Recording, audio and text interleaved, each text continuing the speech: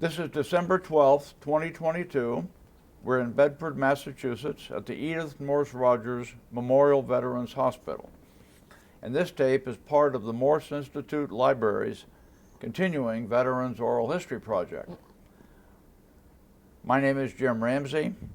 Our camera person is Maureen Sullivan. How are you? And we're very privileged to have with us today Andrew Donald DeFrancesco. Welcome, Andrew. Thank you, sir. Nice to have you with us. Andrew, we're going to start with a few personal background questions briefly. Okay. May I ask when you were born? September 7th, 1939, And where were you born? in Sicily. In It Sicily. was the capital. I think it was Palermo. Oh, Palermo. Palermo. Yes. So you were born in Palermo, Sicily. Yes. And your parents were both Sicilians, or? No, my mother's Italian, and my father is Sicilian. And how long did you live in Sicily? You came to the States at some point. Yeah, when I was 4. When you were 4. 4, yeah. So at that time, did you have brothers and sisters when you came? Well, I had my older brother, we're 9 months apart. Uh-huh. And he had this thing in him that he was the boss. I see. I said, "You're not my boss." I said, my boss is sitting right there. That was your father? It's Pa. Your father was the boss. Yeah. Okay, and that's the way you wanted it to be. So you and your older brother and your two parents moved from Sicily to, or did you have other siblings when you were still in Sicily? No, or was it no. just the two of you? No, we moved out of there when I was 4. So I had my third brother that was, trying to think of his name. It was John, but it was, or whatever. And he was a quiet one. Your third brother? Yeah, my third brother, John. So you and John and your older brother and your parents moved from Sicily to the States? Yeah. And where did you move in the States? I think it was the Bronx. You came into the Bronx? Into the Bronx. How long were you in the Bronx? I don't know, maybe about 4 years or 3 years. Okay. So by then, your family had grown, right? I mean, Yes. Totally, you had how many brothers? 4. So you and 4 boys Yeah. growing up in the family with your mom and dad. Yes. That must have been a busy household. Yeah, but it was a quiet household. Quiet? So who made sure it stayed quiet? My mother. She made sure it was quiet. That's good. She'd go, shh, shh. And everybody got quiet? Yeah. She must have been quite the authority figure. Oh, yeah. That's she, great. She was never made up. She looked more like a guy. Okay. And she was small. Oh. She was small, but she had authority. Yeah. So you were in New York for 4 years, and then where'd you go after New York? Well, my father knew some people in Boston. Mm-hmm. And they were in the same family as my father was. We're talking about the mafia. Okay. And so later, when I was still young, I went and met him. His name was, I can't remember his name, but it was a well-known name. And he didn't take any shit from anyone. And my father was the same way. And maybe that's where I got my... I see. That's how you became tough? Yeah, I think so. Good. Well, that's great. So you basically grew up in Boston. Yeah. And you went to school in Boston. Yeah. You and your brothers. Yeah, we all went to St. Joseph's School in Roxbury, because that was a Catholic school, a parochial school. So, and then my mother, she was all, in fact, I said to her one day, Ma, how come you had children and you wanted to become a nun?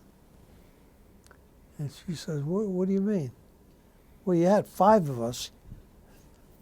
A few more wouldn't have made a difference. She said, you're not funny.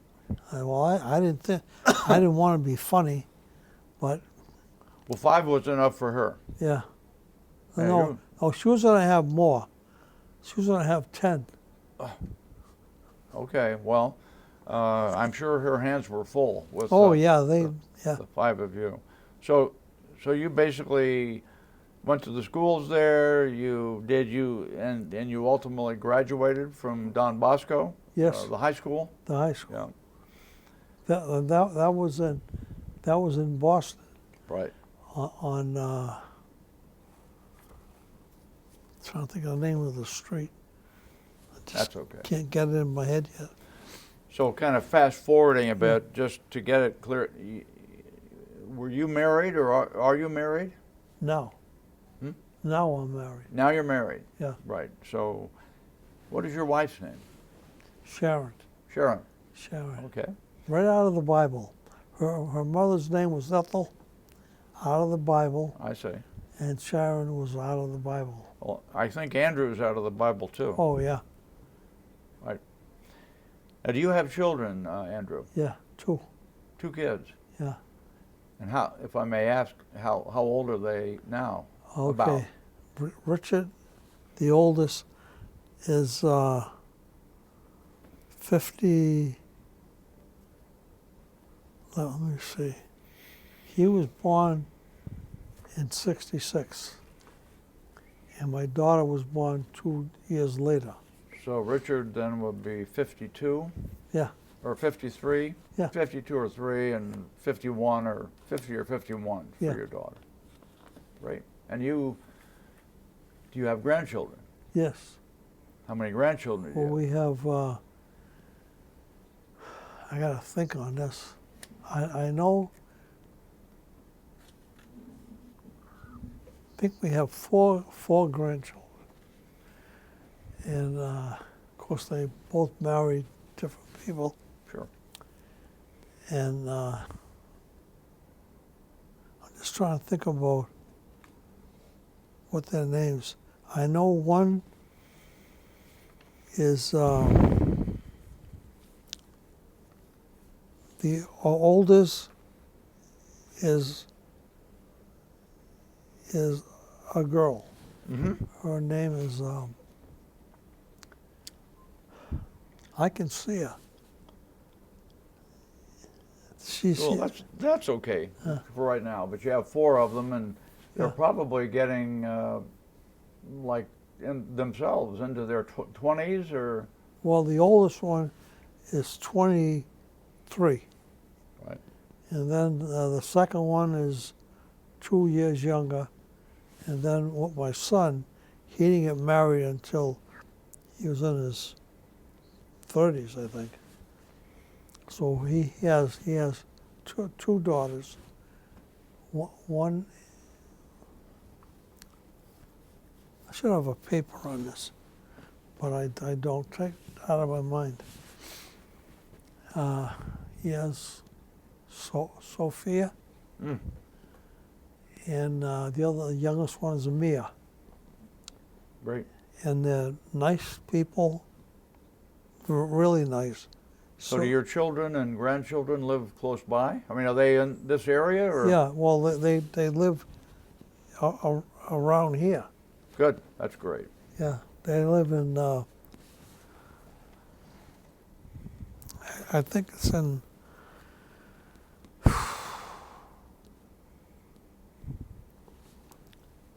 my daughter lives with her husband and their children just a little bit north of here. Mm-hmm. Mm-hmm. And my daughter lives close by. I think she lives in Portsmouth, Good. Mass. Good.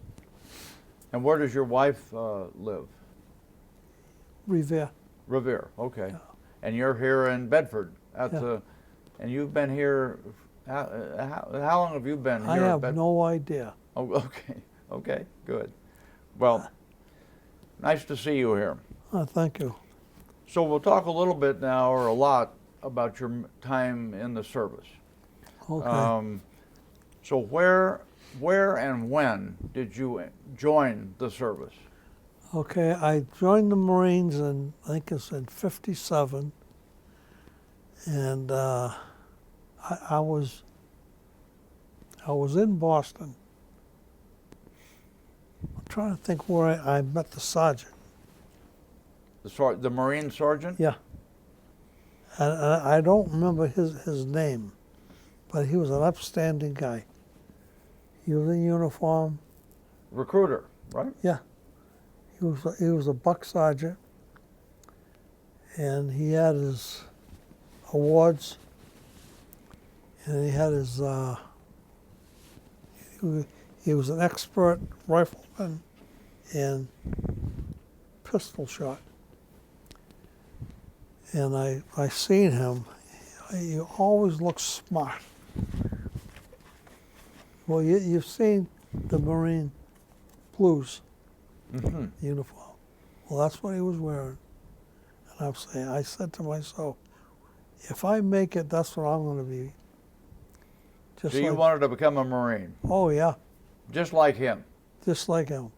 So did you consider joining any other branch of the service? Yes, I did in the beginning. I was thinking about the Air Force. But then I was watching them and how lackadaisical that they were. And I didn't want to be one of them. So you wanted to be A Marine. a sharp Marine? Yes. What about the Army and Navy? No? No. The Army never, they just didn't. And my father was he was in the Navy, World War I and II. Oh. Yeah. But he was proud, always dressed spectacular. Wore a suit, a Stetson hat, always wore a tie. So he was squared away? Oh, yeah, he was. I used to look up to him. I used to be like this there. So you figured the Marines was the only place you could really be squared away? Yeah. So, did you join by yourself, or did some friends in you No, me. go? Just me. Just you. I was more or less a loner. Okay. And didn't have too many friends, because when somebody wanted something, they wanted me to join a gang. This is in the South End. And I says, no, I'm not going to join no gang. Why? Oh, pardon my English. I said, you're a bunch of pussies. And they said, we're not women. I said, I didn't say you're a woman. I said, you're a bunch of pussies. And so they didn't like that. And I said, if you don't like that, come at me. Come on, let me see what you can do. That was me. And so they didn't do anything. But I used to fight them. I remember I was home on leave, and I went down to see my uncle, Edo, E-D-O. His name was the same as my brother's, after I see. Okay. And so we're in, I don't know where we were, but I remember the incident that happened. And one of my friends was like a friend. I didn't consider him a friend. And he he went over to my uncle, who was in the Navy, and he went and said something to him. And my father walked over to him, right like this. He says, "Hey, you, shut your face." He says, "What?" So I went and anglicized it, and I said, "My father told you to shut your mouth. Why, what's he going to do? He's going to knock the shit out of you. You think so? You just keep on talking." So, what's he going to do?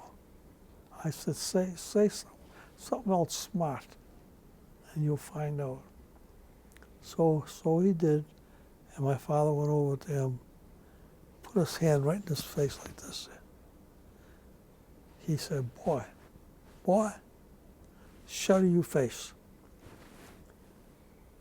What does that mean? Just what it says. Shut your mouth. Because if you don't, you're going to be dead. Dead. He's going to kill me? I said, yeah. Well, sounds so he got straightened out. Oh, yeah, he got straightened out all right. He just turned around. He went and ran away. Right. I'm not surprised. So you joined the Marines in Boston. Yeah. And pretty much everybody has to go to basic training. Right. Went to Parris Island. Yeah. And we got to Parris Island, and on the bus comes this guy.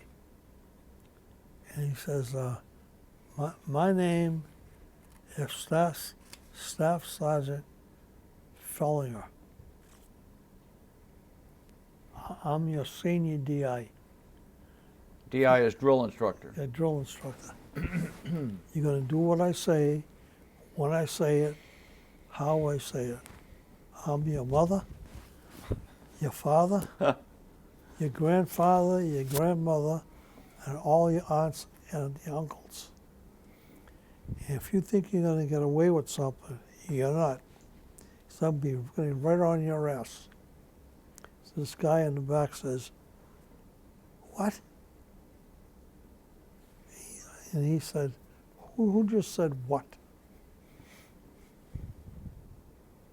He said, "I asked you a question. Who said what? You better tell me now. I'll rock each one of your heads together till I find out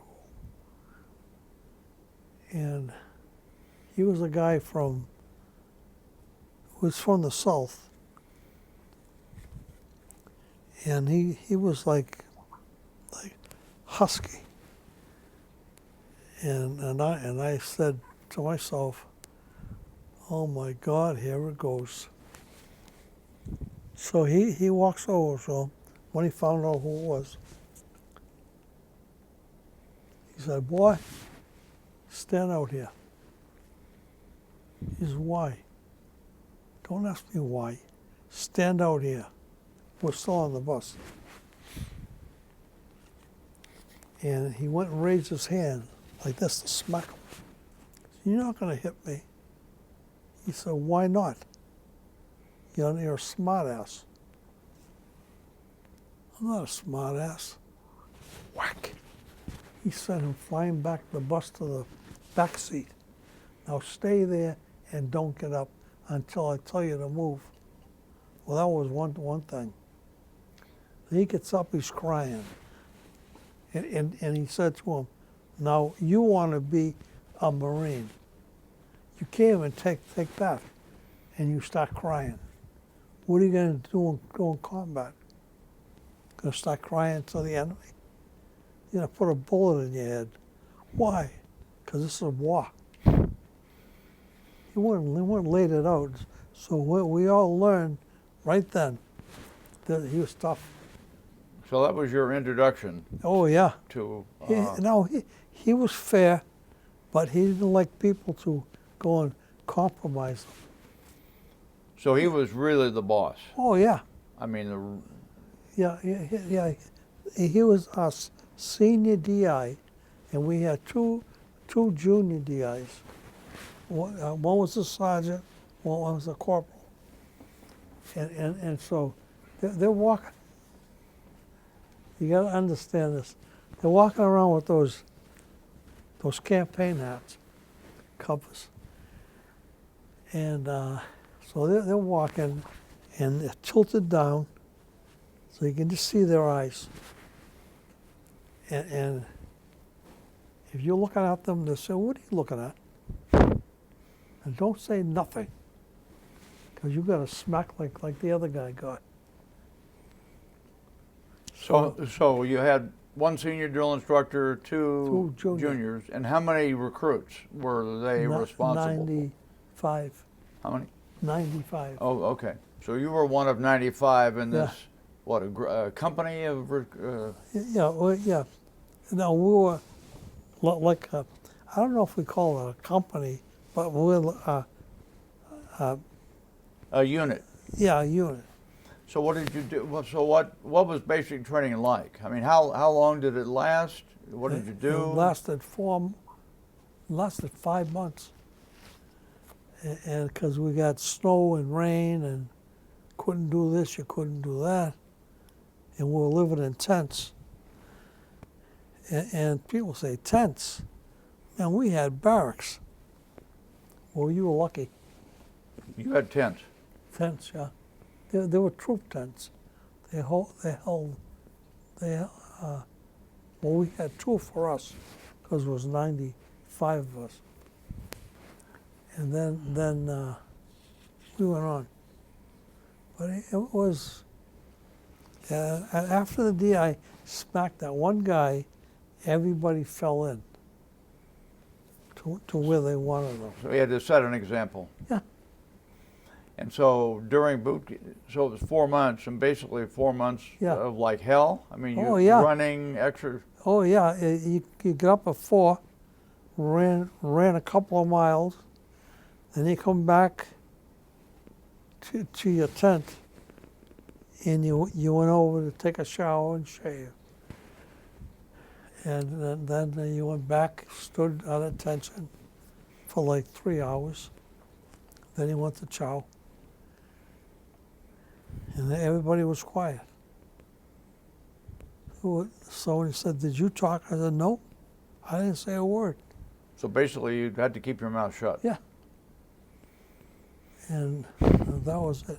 But the guy who mouthed it off, he was later thrown out of the unit because you couldn't keep his mouth shut. So he was thrown out of the Marines. So you did this for 4 months. Yeah. And this was 57 or maybe early 58. So the Korean War was over. Yeah. We weren't really at war at the time. No. And so after 4 months of training, I guess, so you have to pass, I mean, you have to go through some sort of, meet some requirements in order to... Oh, sure. Yeah, you had to strengthen up, do your exercises, and they were right on your ass if you're doing them wrong, like push-ups. You don't do it like a little fag. This is the words they used to use.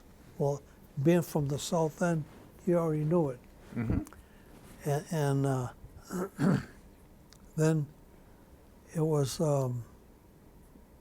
you were just very cautious of the way you thought. Mm-hmm. It was like your DI was right in your brain. He was always there. Yeah. Did you have obstacle courses that you had sure. to do? Yeah, we climbing had walls and... Yeah, right. We had them, and I went in. I was 5'8.5".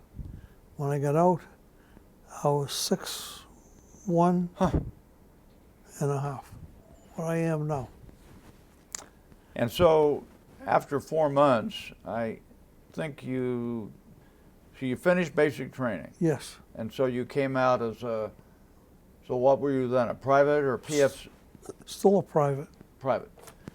And I think you said... The Marine Corps rank is nothing. You're just a Marine. A Marine. Yeah, you're a qualified Marine.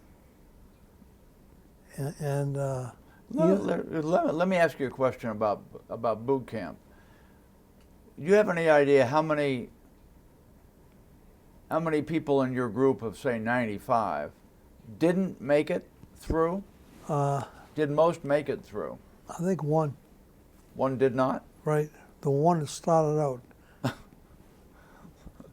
He never forgot that backhand that the DI gave him.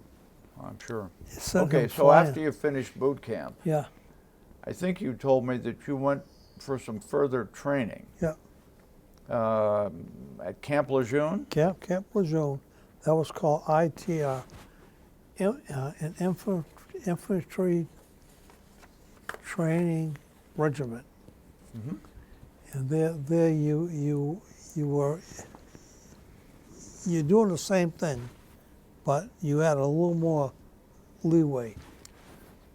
So this was like, further, but still training. Yeah, And at that time, is that when you,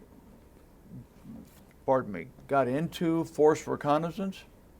yes, not right then. But you were training Yeah, to get in that? yeah, to get in there, I see. see if I'd qualify. So and what was that advanced training about? Okay, that was about parachuting, scuba diving, Huh. deep sea diving. It was like months. And then if you passed it, then you were in. So the Force Reconnaissance, which is an elite unit Right, in the Marine Corps, the most elite, yeah. like now, used to be the Rangers or the Raiders, Raiders, but now I think it's Force Recon. yeah. So what is Force Recon about? It's about more training, more in-depth training, how to attack people, how to scout, how to go around things, obstacles, how to. This goes back years. Right. I did a little looking about this, and one Yeah. thing I found was they talk about deep reconnaissance, Right, and they also talked about direct action, or Right. what they call black ops, yeah, Black Ops, and the reconnaissance is green ops. yeah. And does black ops, does that ring a Yeah. bell? Oh, sure. So what's black ops? That's like that's when you go in and you don't know what's going to happen. You have to figure it out. And through your training, you just know step by step what you're going to do.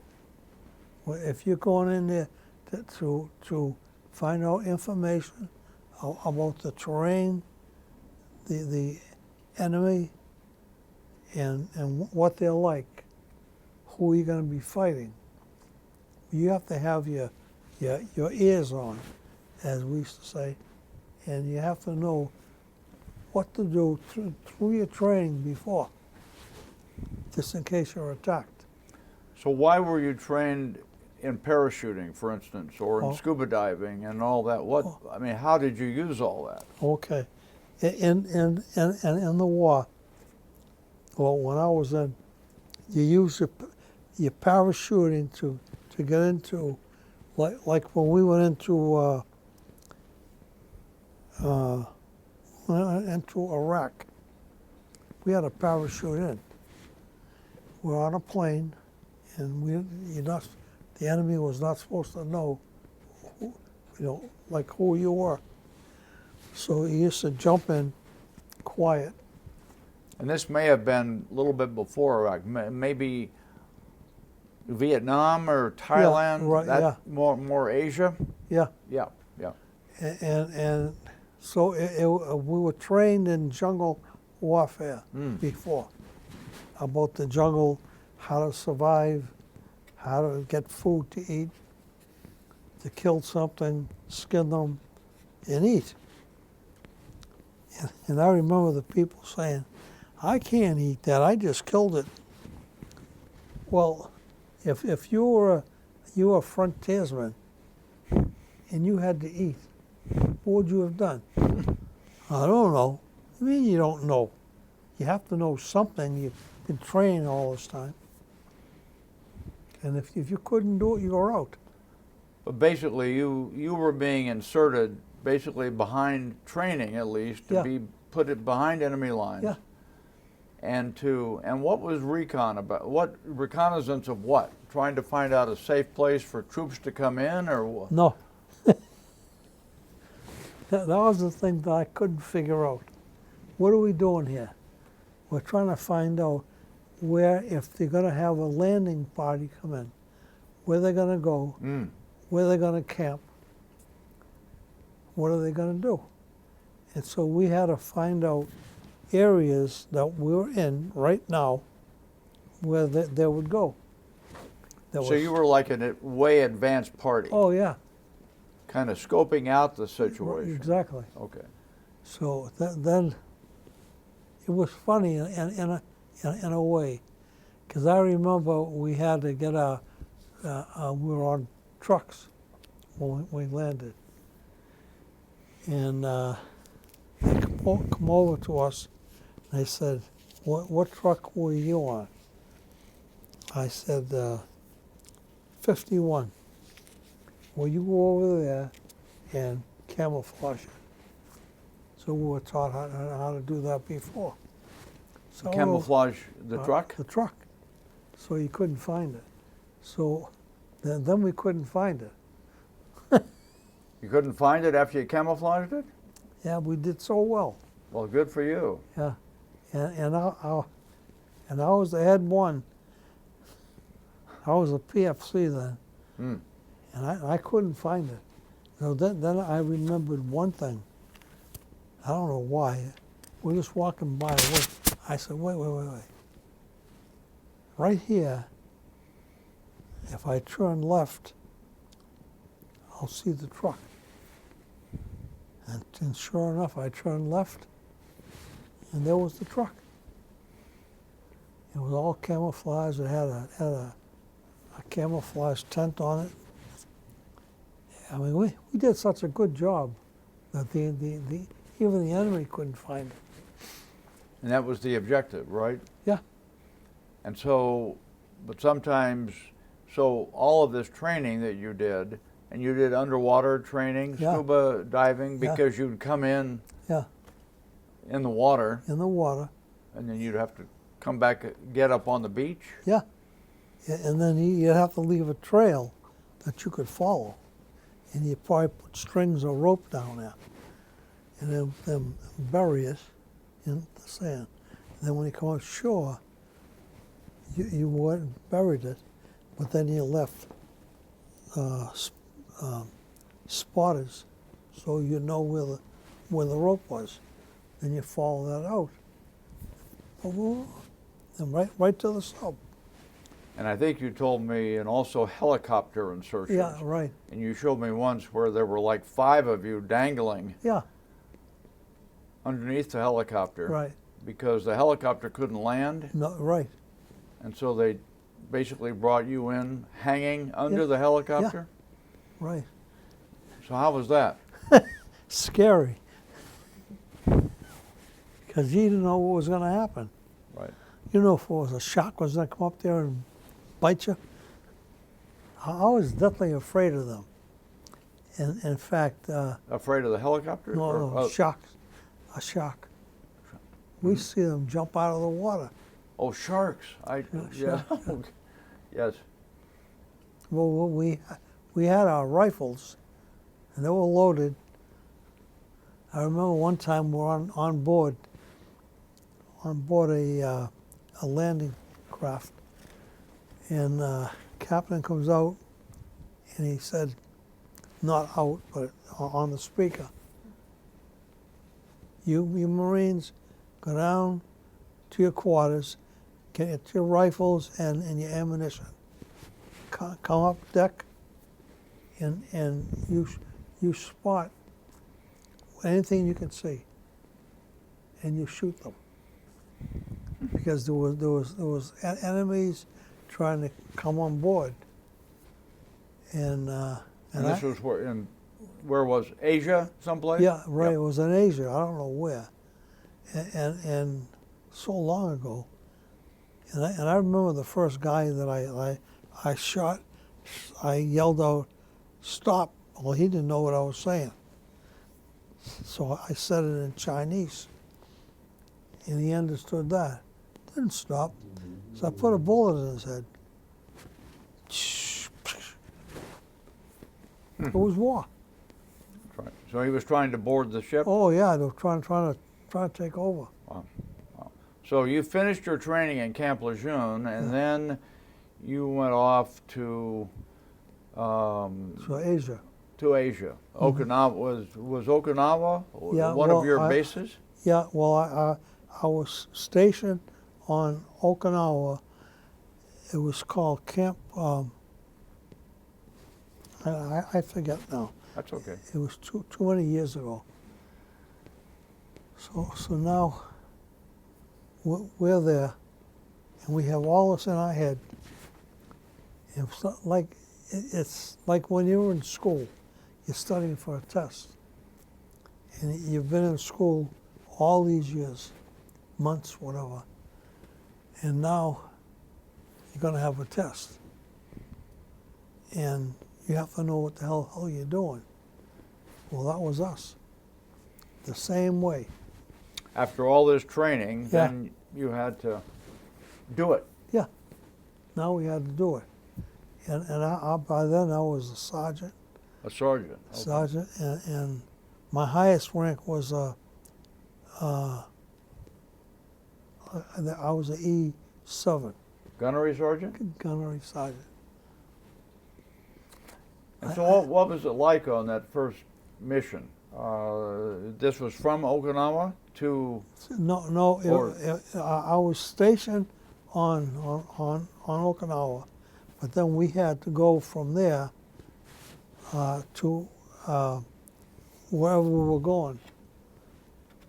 So we did, and it was tough because I'm trying to think of how we got there. Well, I know we had landing crafts. Mm. We had to go out to sea. He had a motorized landing craft, and so we're thinking, now what do we do now? We're all by ourselves. So you'd been let off on the beach? Yeah, we were on the beach, and they had the boats right there, the landing crafts, and so we got in there. We had sailors on there who knew how to start them up, and so we said, "Well, where are you going?" I said, "Oh, over there." Okay, so I give my order out. I said, I said, I forget how we used to say it.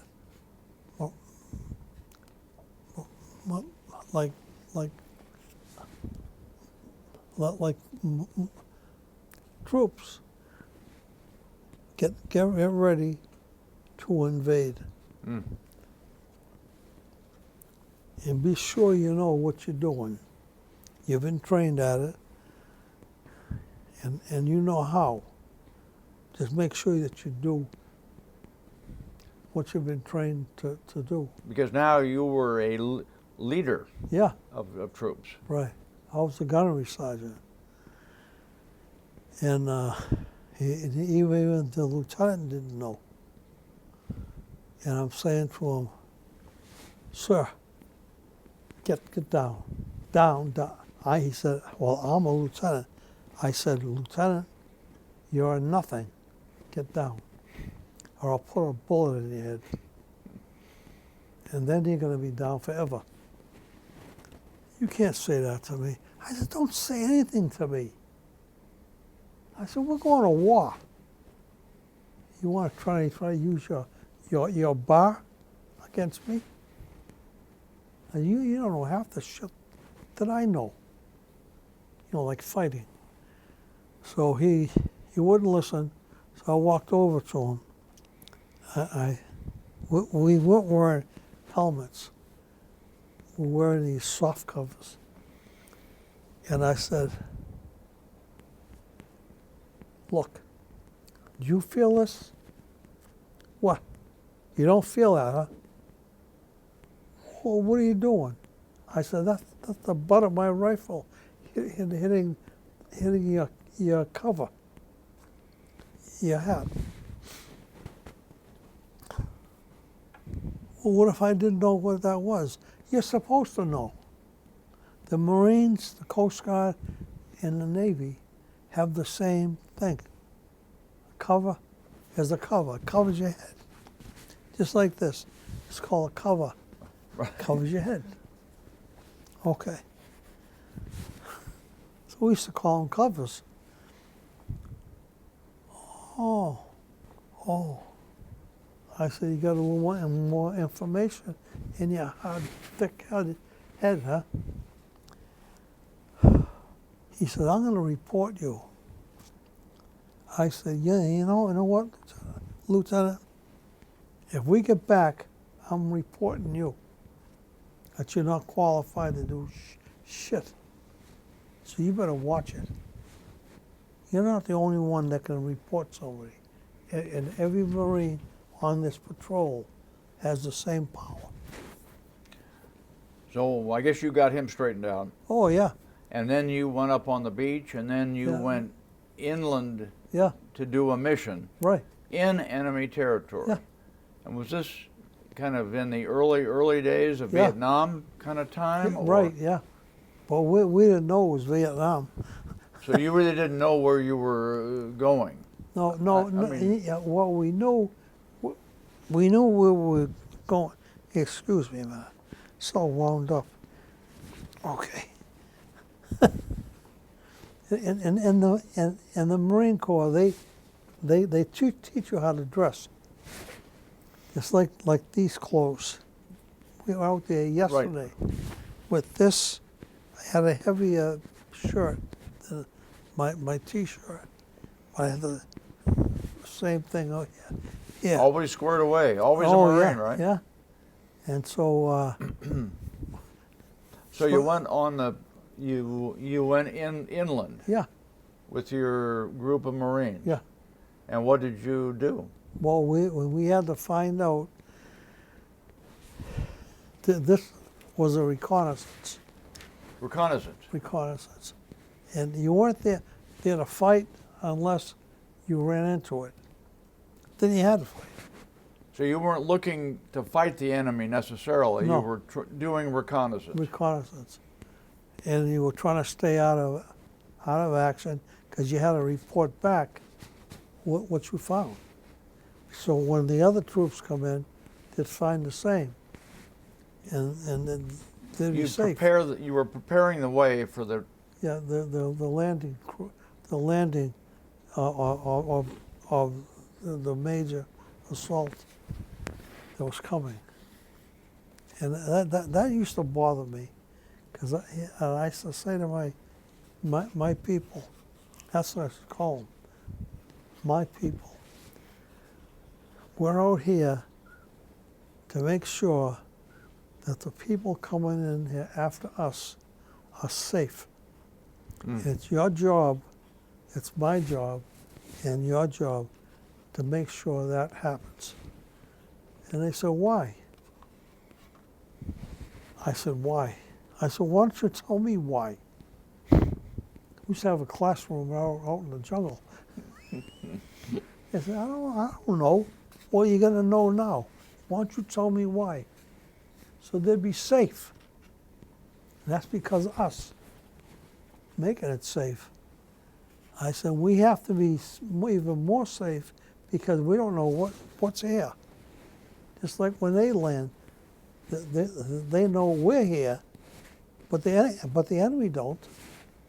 So when you say reconnaissance, you were trying to scope out Yeah. the territory Yeah, to find out the best way yeah, to. yeah, to come in for like a larger number of troops to come in, and trying to make sure that the land was level, Mm. and it was water. And that it could support vehicles Yeah. moving, Oh, sort of sure. thing. Yeah. So did you have maps and things that Oh, you sure. had to mark up? Yeah, yeah. And we had people there that in our group who knew how to test the strength of the land. Oh, Yeah, that it would support a heavy vehicle. yeah. 'Cause if you try to bring people in there, well, you want them to be safe so they could fight. So And- you and be did this. secure. I guess you did this a number of times Oh, yeah. over a several-year period. Yeah. And did you ever directly engage the enemy Oh, yourself? sure. Yeah. And I did. I had to set up a line, and I said to him, "No, the enemy's right there. You can't see them, but they're there. And just be quiet. Listen, listen, listen. And don't say a word. Don't go over to the next guy and say, 'Did you hear that? Did you hear that?' No, no, no. You don't do that, because then you're giving away that you're there." That was one of the aides. So it all worked out. But you yourself were wounded at some Oh, point, yeah. weren't you? I was wounded five times. First one was in my head. Second one was in my groin, in my chest. I still got the scars there.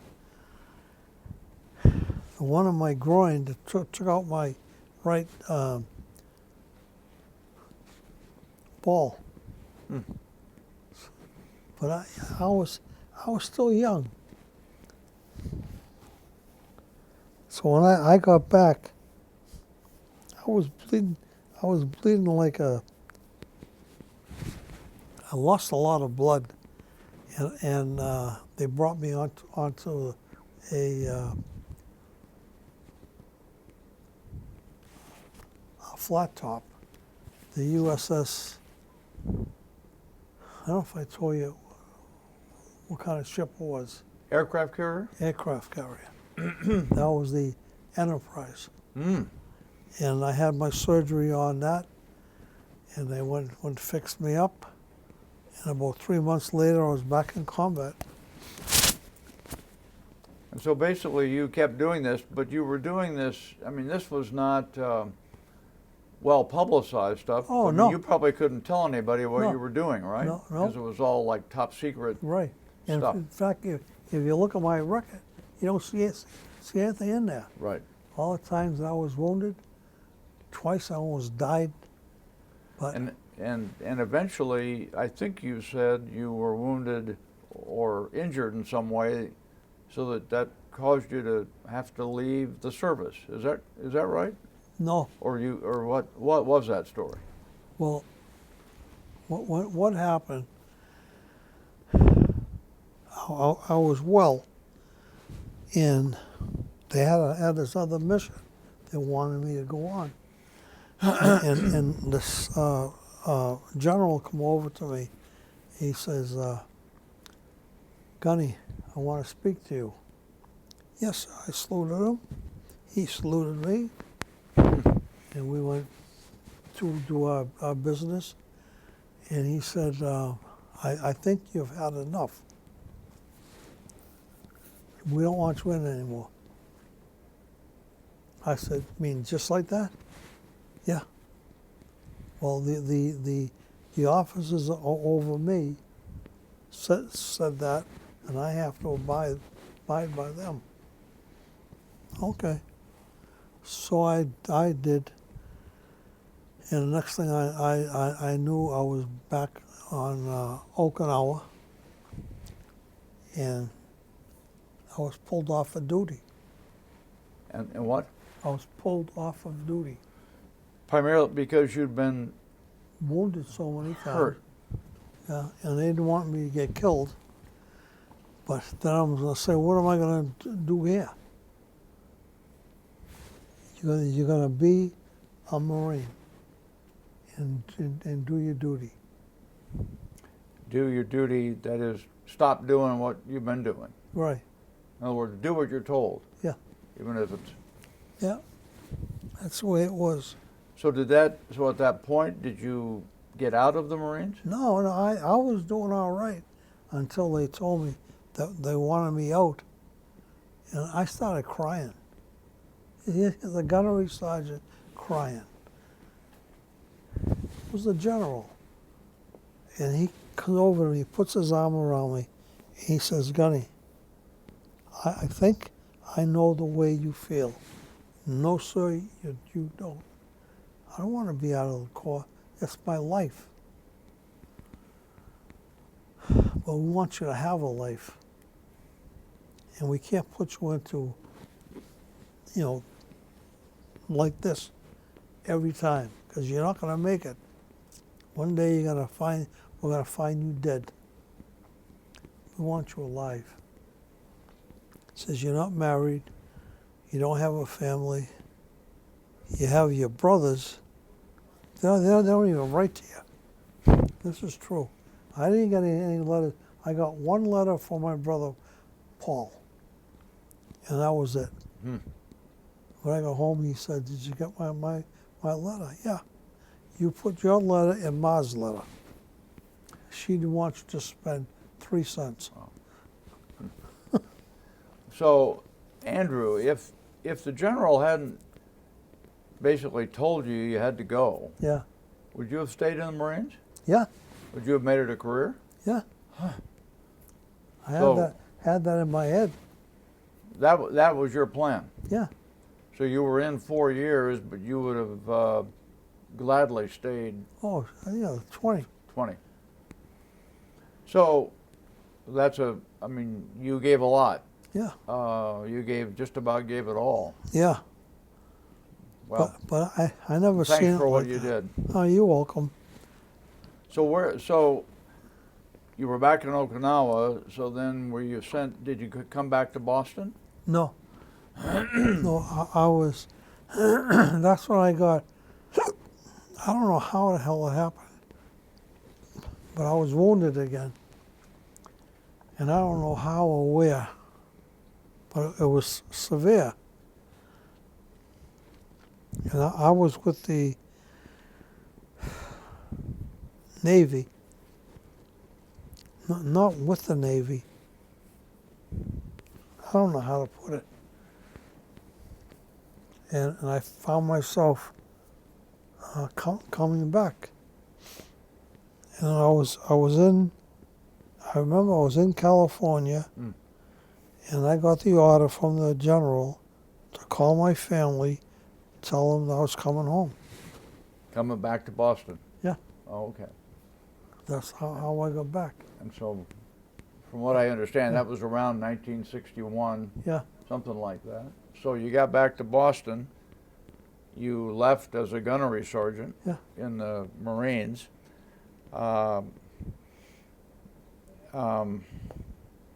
You came home by yourself. I mean, you weren't with other people when you came. I was just by myself. When I come there, I knocked on the door. I didn't have a key. And my mother answered the door. We lived in a project in the South End. And she says, what are you doing here? I said, I thought the Marine Corps sent you a letter. I was coming home. Yeah, but they didn't say when. So there you were. And there I was. And I said, but if you don't want me here, that's okay. I got some money. I can go to the Y, stay there. Well, where would you go then? I don't know, Ma. I don't know. So then I stayed there. And then I got a job And then I was called back again into the Marines. Call back again Again, yeah. into the active duty? Yeah, Oh, you were? yeah. Okay. So I went down, had to go down to South Carolina, North Carolina. Camp Lejeune? Yeah.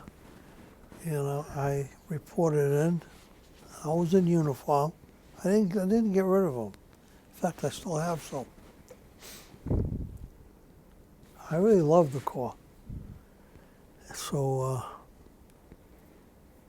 But eventually you got out Yeah. and have lived kind of in this area pretty much ever since?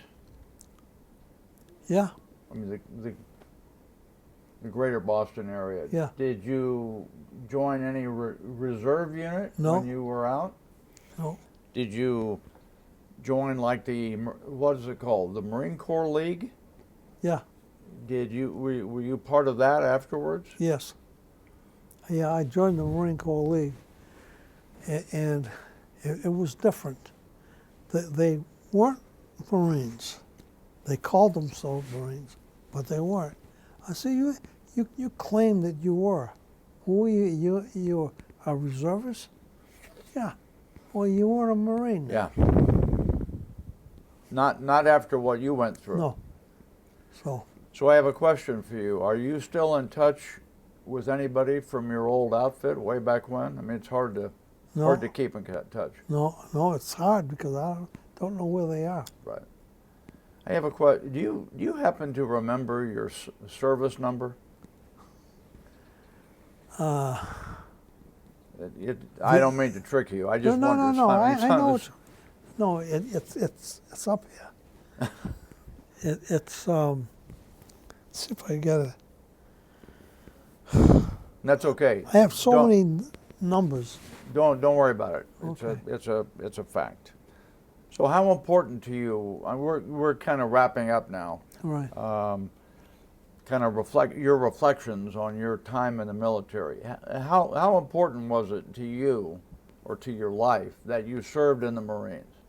It was a lot to me, because I wasn't married.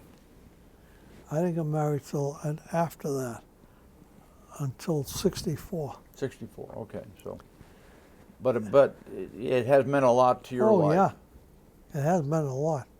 In my going on. It's just that it still hurts. So I want to stay in there forever. You wanted to be there forever. Oh yeah. Well, you are always a Marine, right? Yeah. So looking back on it all, can you think of one really memorable experience, or one memorable person, or funny thing, just something that may come back to mind? Yeah. Well, I remember especially my commanding officer, and my DI. All the way back in Paris Island. Yeah. What was his name again? Staff Sergeant Fellinger. Fellner? Fellinger. Okay. And he was I think he was German. And he wasn't made you know that. He stood up straight as an arrow. Shoulders and his waist come down like a V. Mm-hmm. A true Marine. I can still see him now. I think he was later killed in Vietnam. Oh. But he was a gunnery sergeant. No, he was back then. He was a staff sergeant. Staff sergeant. Yeah. But you've never forgotten him. No. I had a picture of him, but that was years ago. But I don't know what happened to it. It hurts because I seen so many people when I was in that I respected so much. But when you get wounded in the head, you don't know what's going to happen to your mind. Right. Thought I wasn't going to have a mind because I couldn't remember things, even now. Well, I'll tell you, you've done a pretty good job here recalling a great career in the Marine Corps. Yeah, I really love the Corps. In fact, I still speak of it, like we're doing now. That's what brings back a lot. Well, listen, Andrew, we're about to wrap this up. Okay. Is there anything else you'd like to share, and if not, we can. Well, yeah, there's one thing I'd like to share.